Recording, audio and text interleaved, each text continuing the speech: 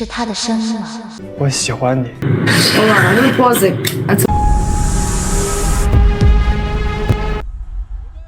大家好，我是郭俊辰。Is the mother's passed away?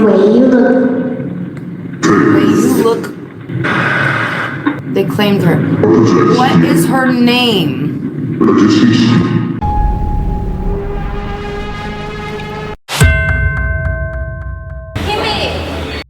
我是于朦胧。Hello，柠檬宝贝，你们好，谢谢你们一直支持我。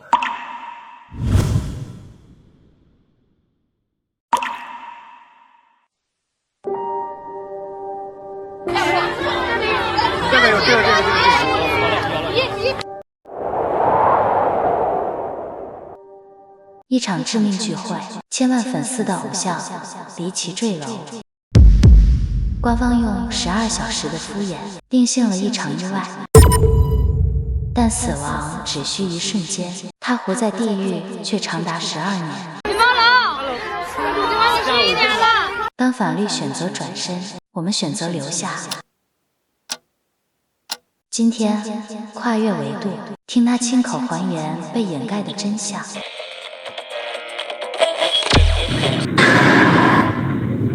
Alright, I'm gonna pause it. Well, mute it.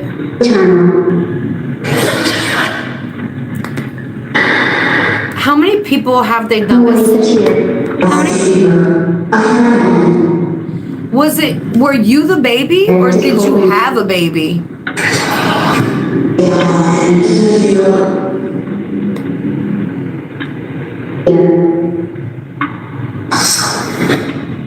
I saw them.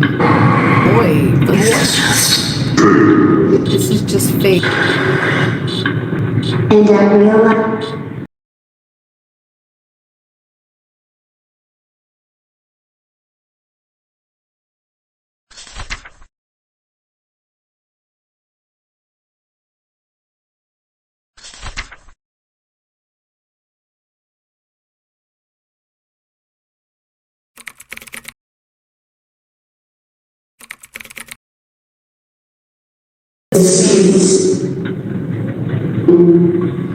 Why? It's all elite. Is it elite like the Epstein files? Like eating babies and stuff like that? Oh, it is. It's okay. beneath you, It's beneath us. Is it okay because you're gonna expose them?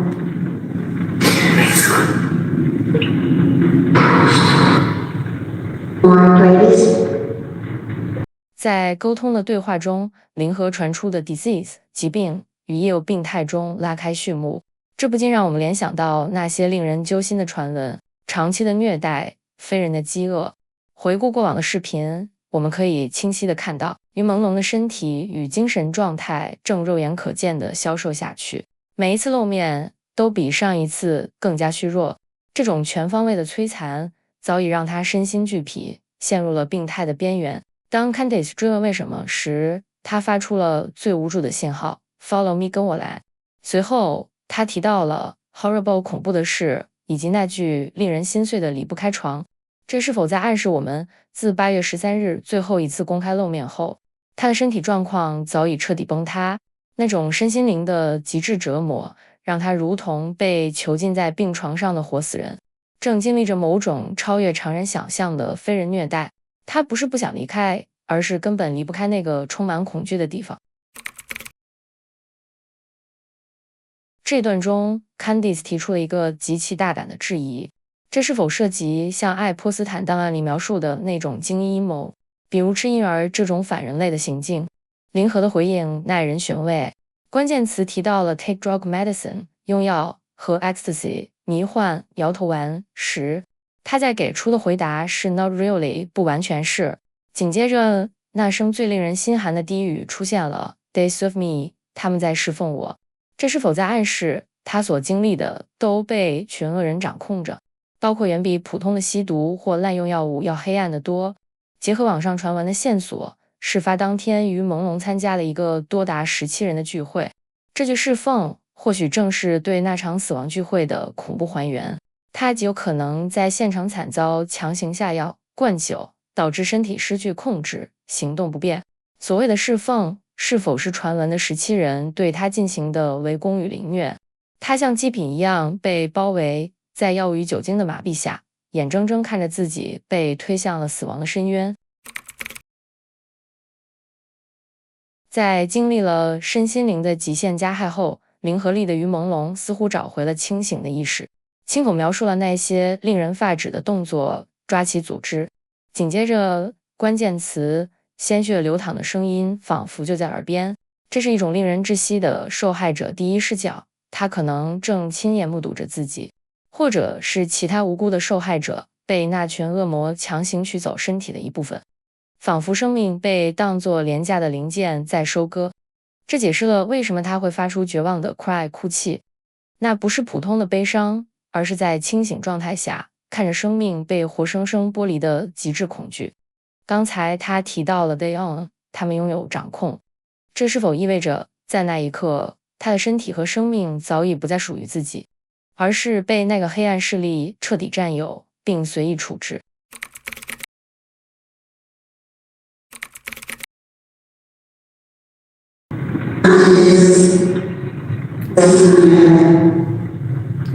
？Because I can.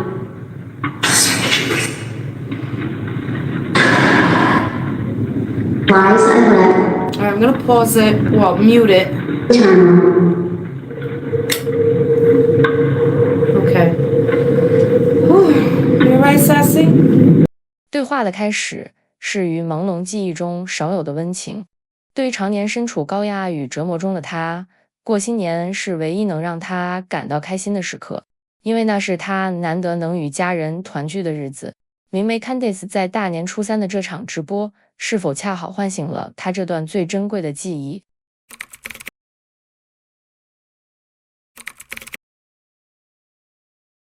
零和利跳出的词汇：开心、过新年、今天上哪去、穿新衣去拜年，这些词让我们仿佛看到了他曾经活跃在各大新年晚会上，自信从容的于朦胧。那时候的他活力十足，笑容灿烂。在零和的电波里，他像老朋友一样问候大家：过年了，是不是都穿上了新衣去拜年？ Hello， 大家好，我是于朦胧，祝大家新年快乐，万事如意，身体健康，年年有余。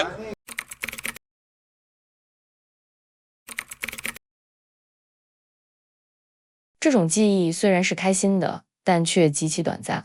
在长达12年的折磨面前，新年的快乐卑微的像一粒沙。就在那句温馨的问候之后，他突然说出了最令人心痛的真相：救我！这一声救我，彻底撕碎了假象。紧接着那句我一生人不是很好，这说明即便在那些穿新衣、笑容灿烂的时刻，他的内心的折磨记忆也从未真正解脱。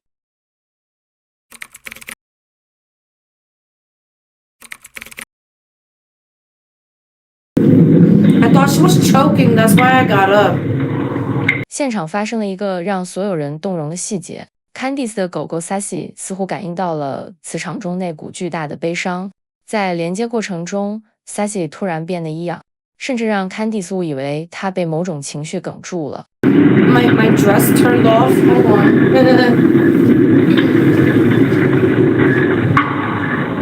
Candice 不得不暂时放下设备，起身去安抚这个敏感的小生命。当时 Sassy 看着 Candice 的眼神透着一种超越物种的哀求，仿佛在说：不，我不好，请继续抱着我。I'm gonna be like, no, I'm not okay. Still hold me. Hold on, Sassy. Out. Out. Go to daddy. Let me just take. 动物的直觉往往是最诚实的。如果连狗狗都感受到了这种不好，感受到了那种需要被紧紧拥抱的含义，那么在这12年里，身处风暴中心的于朦胧该有多么绝望。这场短暂的中断并非干扰，而是对那4300多天折磨最真实的侧面印证。Well, I get people's loved ones all the time. When I do like private sessions. All right, I'm gonna take a potty break. Just give me a moment, okay?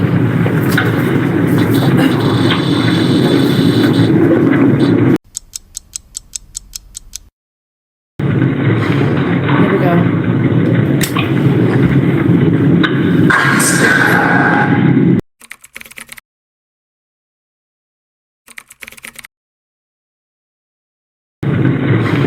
Here we go.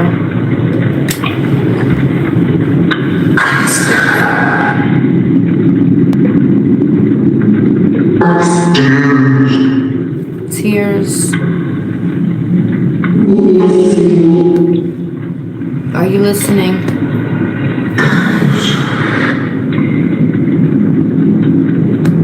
Fade in love.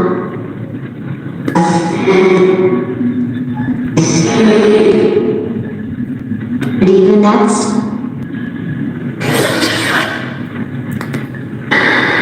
How many people have they done Always this? a tear. How many people have they done this to besides you? This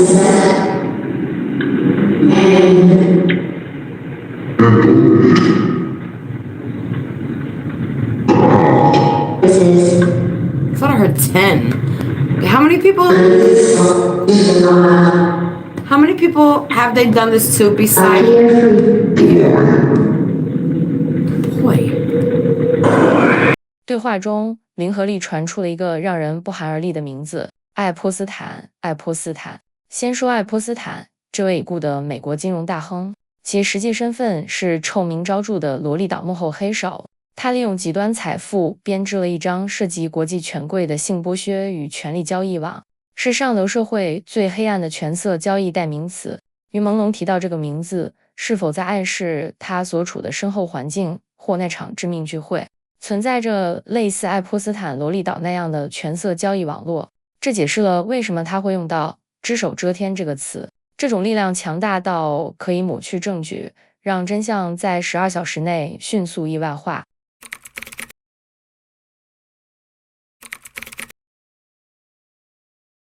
在极度的痛苦中，他并没有只顾自己的哀鸣，而是零和利发出虚弱的呼喊：“救小孩！是谁听吗？”这不仅仅是一句求救，更是一场现场举报。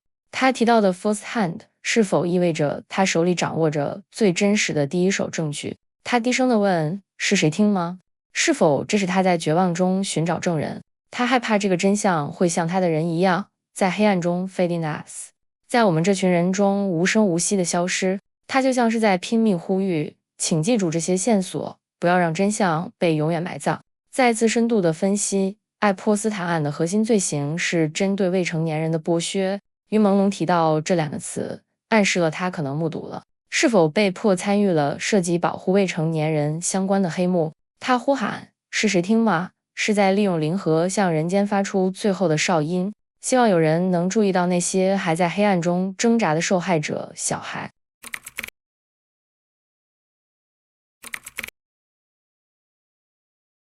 这里最惊人的反转发生在这段对话。Candice 问他们对多少人做过这种事。不会签、谨慎灿10个人。面对 Candice 的追问，于朦胧提到不会签，甚至极度呼唤出谨慎，是否暗示这是一场无法签字画押的黑暗契约？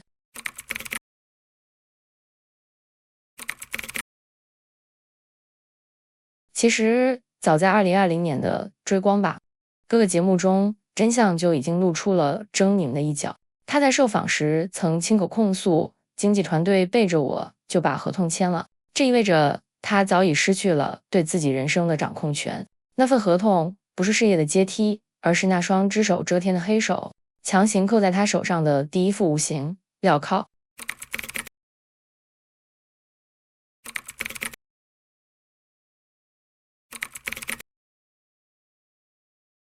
他曾在采访中透露出极度的恐惧，他害怕被控制，更揭露了一个令人胆寒的内幕。由于无法证明天娱传媒的违约行为，他被迫接受了那些吞噬灵魂的续约条款。最让人揪心的是，他曾亲口提到，如果不签约，就会遭到暴力对待。我为什么来这儿？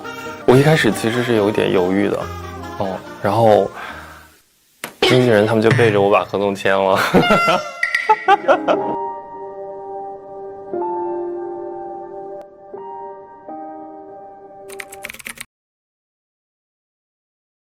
现在回看这段采访，那分明是他在现实世界发出的求救。原来那场名为梦想的旅程，从合同落笔的那一刻起，就已经变成了一场走向献祭的不归路。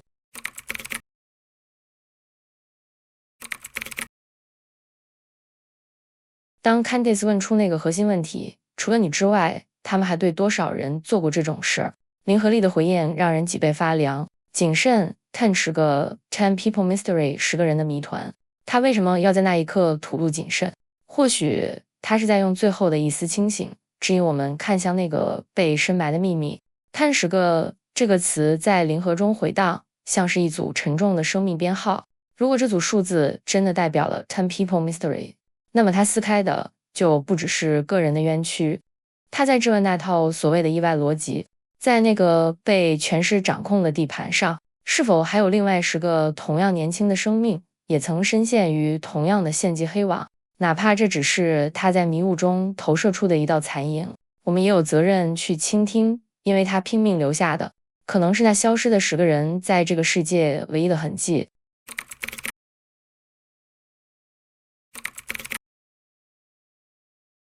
在灵河的电波中，我们听到了最直白的痛苦。手铐弄疼我的，这2个词直接撕开了他生前遭受虐待的真相。手铐锁死了他逃生的希望，而那句弄疼我的更像是他在无尽折磨中发出的最无助的求救。但这还只是冰山一角，接下来的信息将揭露一个比暴力更可怕的深渊。最让人毛骨悚然的是他提到的这个词 play sensor 感应器。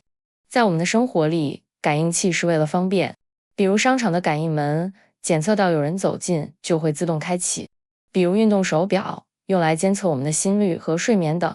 这些科技的本意是让生活更智能更安全，但在那群恶人手里，这种感应功能被彻底扭曲了。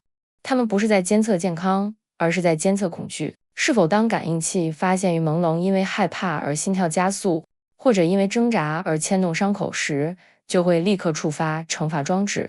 科技变成了最无情的监工，让他逃无可逃。我希望对方经验没有我多，因为我害怕被控制。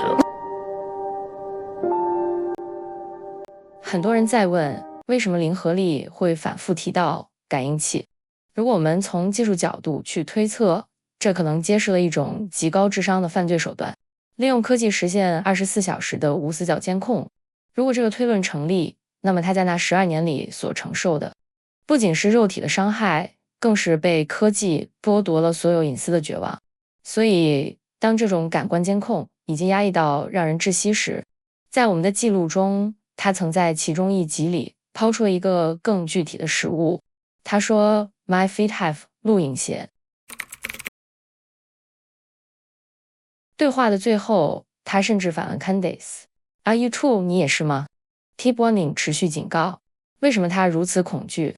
因为他深知对手的可怕，那是一个能监控一切，能只手遮天的强大势力。他留下的哨音是跨越生死的保护，也是最严厉的警告。真相背后的那双眼睛从未离开。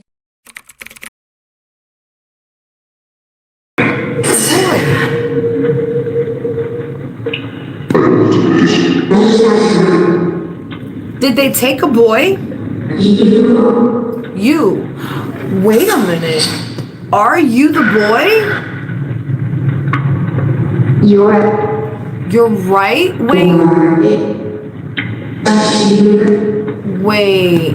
Against my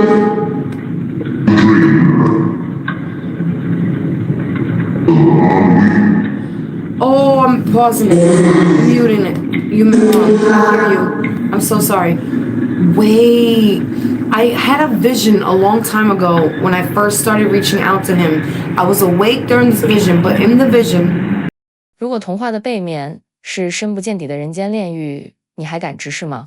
在林和的直播记录中，他先是提到了南海与迪士尼乐园，随后抛出了一个足以让所有人血液凝固的字眼——献祭。在那个世界里，献祭意味着一个生命被彻底的、残酷的剥夺。当 Candice 追问他们带走了一个男孩吗？林和那句颤抖的请听我说，仿佛在揭开一个被尘封的真相。原本迪士尼本应是快乐的象征，但在这种语境下，它似乎变成了一个被扭曲的掩护场。我们不禁要问，那个男孩是否就是这场黑暗交易中的受害者？而这惨绝人寰的一幕竟然就发生在最阳光灿烂的梦幻乐园里。虽然这只是基于零和碎片的推测，但那种跨越维度的恐惧感却真实的让人不寒而栗。除了令人窒息的细节，范世琦这个名字几乎出现在每一集的沟通中。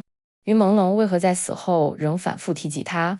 是因为冤魂不散，还是即便化为灵体，也要指认这个传闻中的加害者？曾经他们是同期出道的多年好友，但在零和中，这个名字却伴随着展示与警惕出现。这或许是于朦胧在跨越维度发出最后预警，要警惕这个伪装成朋友的恶魔。零和中传出了一句更离奇的话：范世琦一起展示在启浩。这到底意味着什么？巧合的是，北京启浩艺术馆最近传出一尊新雕像，其五官与范世琦惊人的相似。结合馆内那些关于人体标本的恐怖传闻，一个可怕的推论浮出水面。范世琦虽然曾帮大佬们对付于朦胧，但他本身并没有深厚的背景。当他失去利用价值，或者因为知道得太多，而从帮凶变成威胁时，他便瞬间沦为了资本的弃子。这种无情的清理，或许正是真相的终点。传闻可能他就是下一个会被制成了那尊五官僵硬展示在艺术馆里的人形标本，永远的成为了资本手中的战利品。范世琦与于朦胧曾是无数人眼中的好兄弟，他们同期出道，同属一家公司，于朦胧对他付出了100%的信任。然而零和中传出的两个词却戳破了这层虚伪的假象。 Against Smile 笑容的背后，和 Jealous Me 嫉妒我，他们曾拥有共同的梦想，做最好的歌手和演员，但现实的差距却在范世琦心中种下了恶果。不论长相、才华、资源、人缘，于朦胧总是更出众的那一个。在范世琦那张亲切的笑脸背后，藏着的竟是深不见底的嫉妒。正是因为这份致命的信任，于朦胧才被范世琦和另外一个恶魔女生叫宋伊人被骗去了那场恐怖的死亡聚会。最令人心碎的传闻是，当于朦胧拼死逃出恶魔的视线时，竟是范世琦亲手将他抓了回来，并施以暴打于朦胧。那一刻，他眼前的不是好友，而是比恶魔更可怕的刽子手。零和的这些词似乎印证了那些传闻并非空穴来风。那个曾经陪你追梦的朋友，最后却亲手断了你的生路。原来最深的恶意往往藏在最灿烂的笑容背后。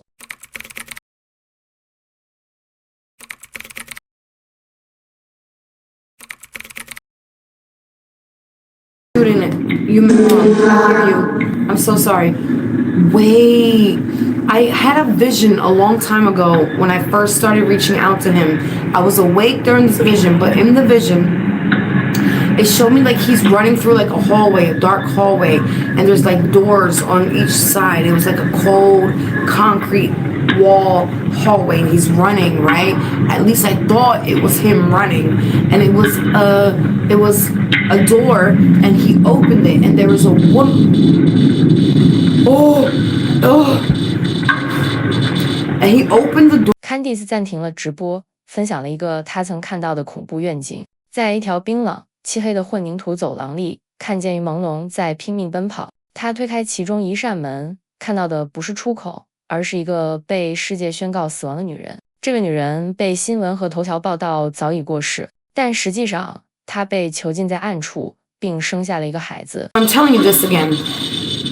that after she had the baby, stop. Oh my god. I don't know the name of the person. Like, she was already reported dead. And after she had the baby, then they actually murdered her, allegedly. This is what I was shown. I don't know if it's really Sophie. I don't know the name. Yo. But he always talks about a boy, a boy, a boy. And I'm wondering if he was the actual baby. 最残忍的是，在她产子后，那些人真的动手杀害了她，并夺走了那个男婴。这个孩子从未出现在任何官方记录中。那个男孩到底是谁？ Maybe he was the baby. The mother was killed after she gave birth. But whoever she was, they already told people, like it was already like in the news or a headline that she already passed. Nobody knew about the pregnancy. That's what they were hiding. And then she had the baby, and then they actually killed her. So she was already reported dead, and I don't know who this is. Now, thank you. In one of the sessions, we got with it was I don't know where it is.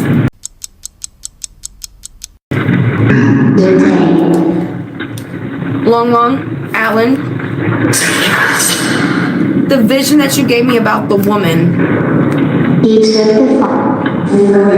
She took the fall for me. You Mang was looking or something? You see my fish?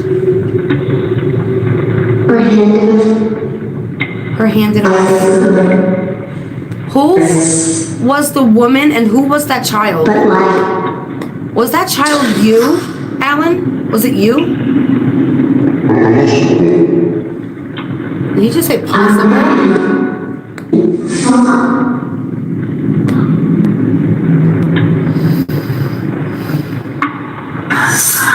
Thank you. Aw.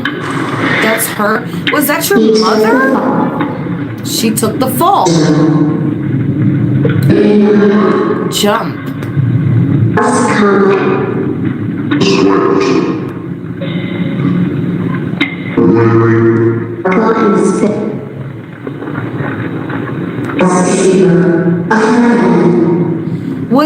Were you the baby or did you have a baby? Something the boy. I saw. Are you the baby? Are you the baby? And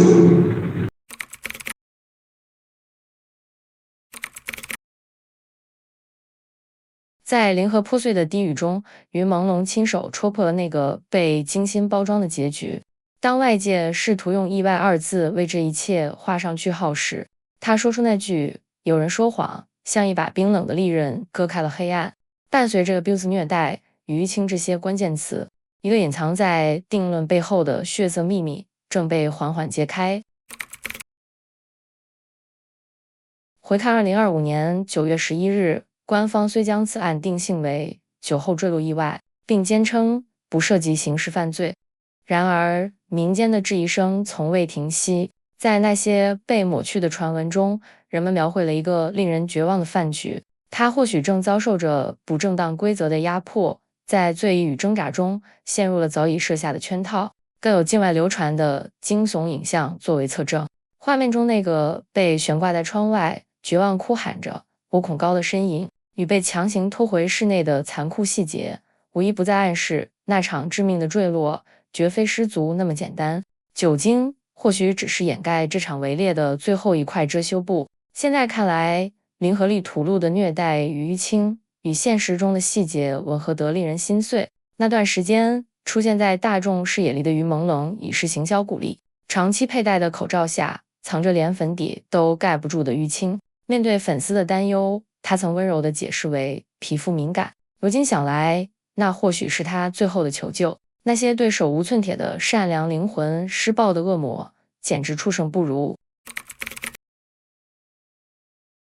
在悬疑解说的语境下，这极有可能是一个恐怖的隐喻。他是否在指代自己死后被残忍处理的状态，或是暗示他在那些恶魔眼中已经不再是一个完整的人，而是一个被肢解、被展示的战利品？这句发问是对这场暴行最无声也最凄厉的控诉。回去在2025年9月后，在北京7号艺术馆里出现了一件让全网震怒的诡异展品，一个穿着笔挺西装、头部被巨大的蓝色鱼头取代的人形标本，其高度、身形，甚至那股清冷的气质都与朦胧惊人的相似。这件展品不仅在头部使用了与谐音鱼的意象，更令人发指的是，整个躯体被密集的红线与铁质锁链重重捆绑。在某些神秘学的解读中，这种红线缠身象征着魂魄的封印与永恒的禁锢。网友们愤怒地指出，这绝非巧合，而是对生命最极致的亵渎与嘲弄。当大众还在寻找真相时，这个酷似它的标本竟被堂而皇之地摆在聚光灯下供人围观。最令人不寒而栗的细节在于，该艺术馆背后的背景竟直指权力核心。这种行为在悬疑心理学中被称为权力的公开宣言。有些罪恶之所以要被公开展出，是因为恶魔们需要通过这种方式宣告，是我做的，但我傲慢地向世界展示，而你们却无能为力。这种公然的挑衅是对法治的践踏，更是对受害者生而为人最后尊严的彻底摧毁。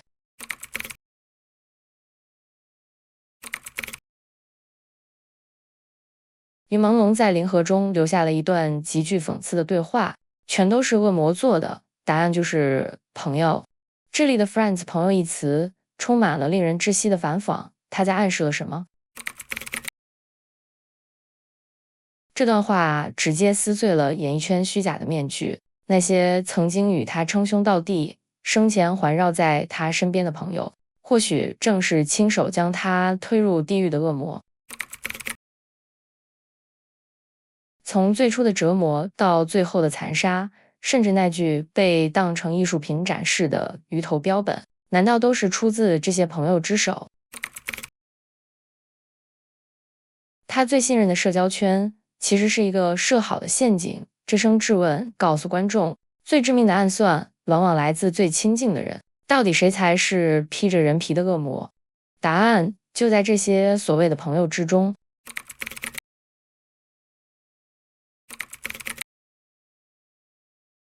于朦胧出生于新疆乌鲁木齐，家庭平凡却充满温度。作为家中的独子，他曾是父母手心里的宝贝，在爱与支持中追逐着唱歌与演戏的梦想。然而，这份纯粹的善良，似乎在踏入那个圈子的那一刻起，就无意间撞进了一个恐怖的罗网。有人指出，于朦胧的生日6月15日竟与最高权力者同日，在阴谋论者的眼中，这绝非巧合，而是一种被选中的标记。这种巧合被解读为古老而黑暗的替死献祭仪式，通过掠夺一个正值盛年、生命力旺盛的灵魂，来为权贵化解劫难或祈求长寿。当这种猜测与那句关于人类或可活到150岁的惊人言论重叠时，整个事件的氛围变得诡谲而令人窒息。假如传闻说的是真的，那么那场所谓的意外其实是一场跨越命理的资源互换。那些恶魔不仅掠夺了他的生命，更想偷走他的明天，去填补权欲熏心的贪婪。于朦胧在灵盒里提到的出生权，或许正是他在控诉，那是上天赋予我的命，凭什么被你们当成了严密的筹码？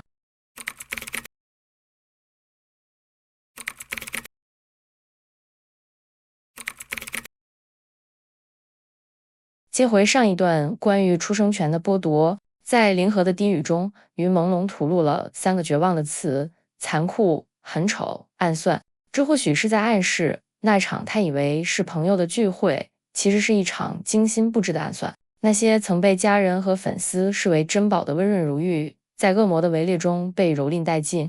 他在灵盒里说很丑，是因为那场病态的折磨已经彻底摧毁了一个纯真灵魂最后的尊严。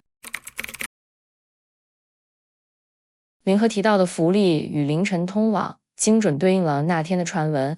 据爆料，于朦胧当天是带着心爱的狗狗福利走进那座死亡公寓的。而灵盒中提到的凌晨4点到6点，是否暗示就是一个死亡闹钟？原本平静的公寓，已在无人知晓的角落里，彻底变成了惨绝人寰的血色地狱。网友猜测，当恶魔们施展各种手段进行虐待时，忠诚的福利曾试图跳上去保护主人，而那一群丧心病狂的恶魔，竟连小狗也不放过，残忍地实施了 stretching 肢体折磨。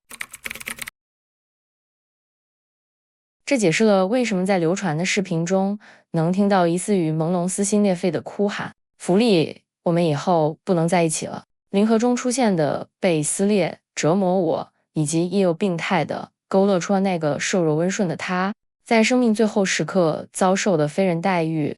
他不忍看着爱犬因他受难，那种心碎远超过身体的剧痛。当 Candace 最终追问凶手究竟是谁时，灵盒给出了最冰冷的裁决。Answer 答案就是他们。